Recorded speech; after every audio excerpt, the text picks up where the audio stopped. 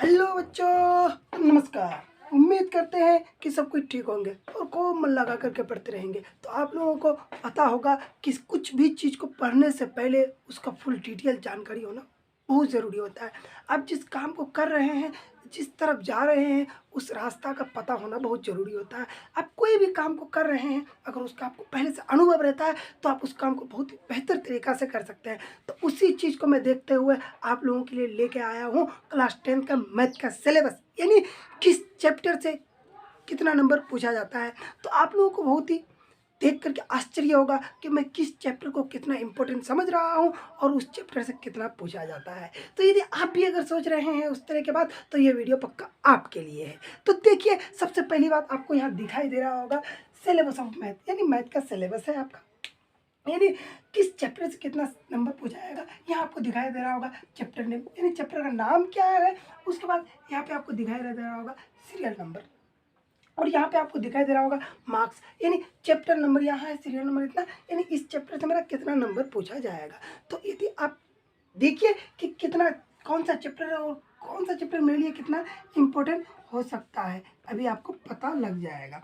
तो सबसे पहली बात, क्लास 10 का मैं बात कर रहा हूँ, तो नंबर 1 चैप्टर का नाम आप देखिएगा कि वास्तविक संख्या है। क्या है? वास्तविक संख्या। उस चैप्टर को हम पढ़ रहे हैं, उस चैप्टर से मेरा कितना नंबर पूछा जाता है देखना मेरे लिए बहुत क्या होता है, जरूरी होता है ना। तो अब देखिए, पहला चैप्टर है मेरा, है ना, वास्तविक संख्या। उस चैप्टर से मेरा कितना नंबर पूछा जाता है, तो यहाँ आपको दिखाई दे रहा होगा कि 10 नंबर मेरा पूछा जाता है।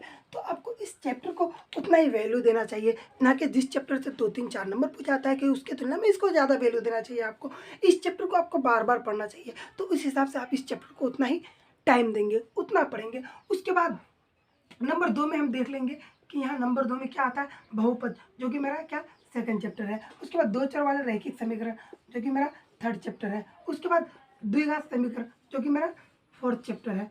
उसके बाद समांतर श्रेणी, जो मेरा फिफ्थ चैप्टर है।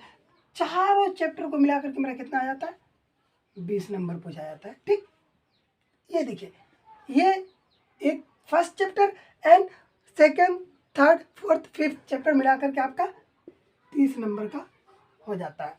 तो 30 नंबर आपका पूछा जाता है, लेकिन आपका तो बहुत ज़्यादा एक्स्ट्रा दिया हुआ रहता है ना। जैसे कि आपको अधिकतर देखे होंगे शॉर्ट क्वेश्चन में 15 क्वेश्चन बनाने के लिए देते हैं और वहाँ आपका 28 क्वेश्चन दे देते हैं। पहले का मैं बात कर रहा हूँ, नहीं तो अभी 2021 में, 22 में, 23 में कोरोना काल का जो सेशन में चला, 15 क्वेश्चन है, 15 में से आपको 30 क्वेश्चन दिया हुआ रहता है। तो यहीं से आपको मान लेते हैं यहाँ पे 20 देता है, यहाँ पे 40 देता है, यहीं से आपका कितना 60 नंबर क्वेश्चन पूछा जाता है। तो आप आसानी से बहुत अच्छा नंबर लेके आ सकते हैं। यानी 5 चैप्टर को आपको पढ़ना है बेहतर तरीका से। ठीक, यानी फर्स्ट पढ़ना है, second, third, fourth and fifth. अगर इन 5 चैप्टर को आप पढ़ लेते हैं, यानी तीन भाग में बुक को डिवाइड कीजिए और एक भाग पढ़ लिए, दो भाग अगर छोड़ दिए, यानी 15 चैप्टर है, 15 में से आप 5 चैप्टर पढ़ लेते हैं तो आप मैथ में पास कर जाते हैं पक्का। उसके बाद हम देखते हैं, अभी त्रिभुज को हम छोड़ते हैं कि त्रिभुज, वृत्त और रचना मिलाकर क्या है, तो अभी हम त्रिभुज को छोड़ देते हैं। निर्देशांक ज्यामिति आप देख लीजिए, निर्देशांक ज्यामिति आपका 7th चैप्टर है। चैप्टर का हम लिख देते हैं, क्या है, 7 चैप्टर है। उस चैप्टर से आपका कितना नंबर पूछा जाता है, तो आपको यहाँ साफ साफ दिखाई दे रहा होगा कि 10 नंबर इस चैप्टर से भी पूछा जाता है मेरा। उसके बाद अब देख लीजिए, चूंकि इस बुक का अगर आप पढ़े होंगे, तो अगर माथा घुमाने वाला चैप्टर अगर कोई होगा और सबसे आसान कोई चैप्टर होंगे तो वो है त्रिकोणमिति। ठीक, त्रिकोणमिति सब बच्चे बोलते थे बहुत हार्ड, बहुत हार्ड, बहुत हार्ड। कोई बच्चे ऐसे भी हो जाते हैं, बोलते त्रिकोणमिति बहुत आसान होते हैं। तो आप भी अगर आसान समझ रहे हैं तो भी देखिए, हार्ड समझ रहे हैं तो भी देखिए, क्योंकि मैं यहाँ आपको पढ़ा नहीं रहा हूँ, सिलेबस बता रहा हूँ किस चैप्टर से कितना मार्क्स पूछे जाते हैं। तो यह त्रिकोणमिति एंड त्रिकोणमिति के अनुप्रयोग, 8 चैप्टर और 9 चैप्टर दोनों मिला करके 8 प्लस 9 मिला करके आपका 20 मार्क्स पूछा जाता है।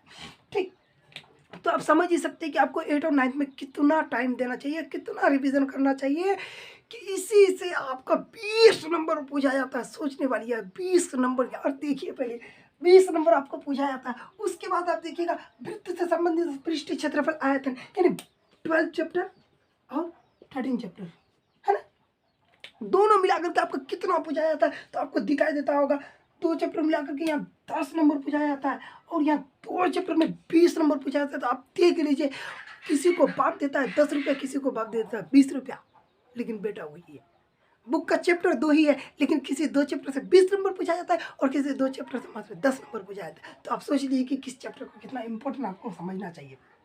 उसके बाद सांख्यिकी और प्रायिकता, यानी 14 चैप्टर और 15 चैप्टर, ये 12 प्लस 13, यहाँ 14 चैप्टर 15 चैप्टर, दोनों मिलाकर के कितना पूछा जाता है? 10 नंबर पूछा जाता है। यहाँ से 10 नंबर आपका पूछा गया। उसके बाद आप अभी देखते होंगे कि त्रिभुज कहाँ गया, रचना कहाँ गया और वृत्त कहाँ गया, यानी 6th 10th and 11th chapter कहाँ चला गया। तो अब घबराइए मत, हम उसको नीचे लेकर के आ गए हैं। आपको यहाँ दिखाई देता होगा त्रिभुज यानी 6 चैप्टर, वृत्त यानी 10 चैप्टर और रचना यानी 11 चैप्टर। कितना है?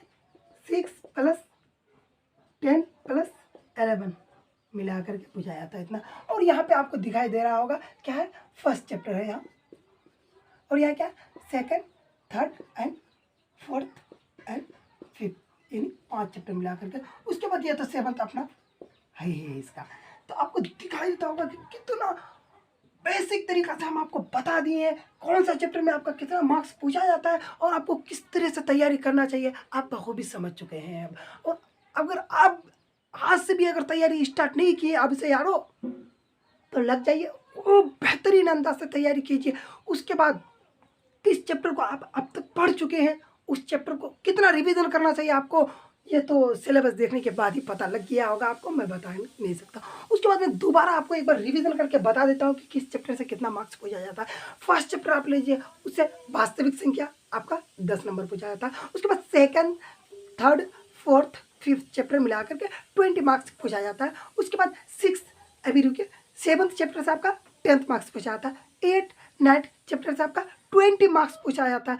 उसके बाद वृत्त यानी 12th चैप्टर 13 चैप्टर मिला करके 10 मार्क्स पूछा जाता है। उसके बाद 14 एंड 15 यानी प्रायिकता और सांख्यिकी मिला करके आपका 10 नंबर पूछा जाता है। उसके बाद 6, 10th एंड 11 यानी वृत्त, रचना और त्रिभुज तीनों मिला करके 20 मार्क्स पूछा जाता है। तो आप को भी अभी समझ लिए हैं कि कितना मार्क्स कितना नंबर का पूछा जाता है। एक बार मैं ये सब पहले ये तो बता दिए, पहले का आप एक बार स्क्रीनशॉट कर लीजिए, उसके बाद अपना कॉपी में लिख लीजिए। उसके बाद उस देखिए कि कौन सा चैप्टर से मेरा कितना मार्क्स पूछा जाता है, उस हिसाब से आप रिवीजन कीजिए यार। आप देखे होंगे किस चैप्टर से कितना नंबर पूछा जाता है। आप मान लेते हैं कि त्रिभुज, वृत्त, रचना तीनों चैप्टर मिलाकर के कितना बनाया जाता है। त्रिभुज से आप देखिएगा कितना क्वेश्चन आता है, कितना क्वेश्चन है, बहुत ज़्यादा क्वेश्चन है त्रिभुज में। उसमें आप रिवीजन करते जाइएगा, संभव है कि बहुत हार्ड हो सकता है। तो उस चीज़ को आप साइड में रखिए, जो आसान है उसको देखिए, आप उस अंदाज से पढ़ते जाइए यारो, तभी आप अच्छा नंबर लेके आ सकते हैं। ये कहा जाता है ना, कहीं भी जाने के लिए आपको रास्ता देखना चाहिए कि किधर से मेरा रास्ता अच्छा है, किधर से खराब है, कौन ज़्यादा अच्छा है, कौन ज़्यादा खराब है। यदि आप अभी कोई मैथ बना रहे हैं, भले से वो 2 पेज तक बन रहा है, लेकिन वो मैथ आपके लिए बहुत आसान है, आप बना सकते हैं इजीली, तो उस मैथ को आप बनाइए।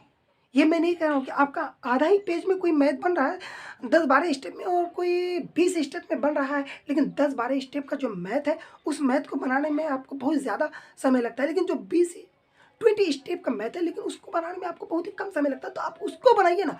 जैसे कि आप मान लीजिए अब यहाँ हम दिखा रहा हूँ आपको, यहाँ से यहाँ कोई जा रहा है, ये उसका जाने का रास्ता है, इधर से जाता है कोई, ठीक, और इधर से कोई इंसान ऐसे करके जाता है। लेकिन यहाँ देखिएगा कहीं पे गड्ढा है, कहीं पे पहाड़ है, कहीं पे कुछ और है, कहीं पे और कुछ है, जाते यानी उसको बहुत ज़्यादा समय लग जाता है। और इधर से जो इंसान जाता है ऐसा करके, वो बहुत क्या है, बहुत ही अच्छा रोड है, तो उस तरफ से वो इंसान जाता है, उसका बॉडी भी ठीक रहता है, गाड़ी भी ठीक रहता है, सब ठीक रहता है, उसको दिक्कत परेशानी भी नहीं होती है और वो सही समय पर जाकर के पहुँच जाता है। लेकिन यहाँ वो कम डिस्टेंस है, उसका बहुत कम डिस्टेंस है, लेकिन उसको जाने में बहुत खतरा है।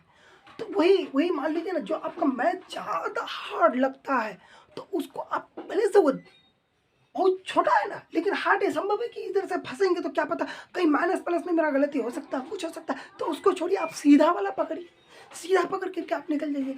तो यारो इस तरह से आप आगे बढ़िए। उसके बाद आज से ही आप रिवीजन करना स्टार्ट कीजिए, रिवीजन स्टार्ट कर दीजिए। किस तरह रिवीजन करना है, एक वीडियो ऑलरेडी हम बना चुका हूँ कि मैथ का रिवीजन आप किस तरह करेंगे, उस वीडियो को जाकर के आप पहले देख लीजिए। तब तक के लिए थैंक यू, फिर मिलते हैं नेक्स्ट वीडियो में।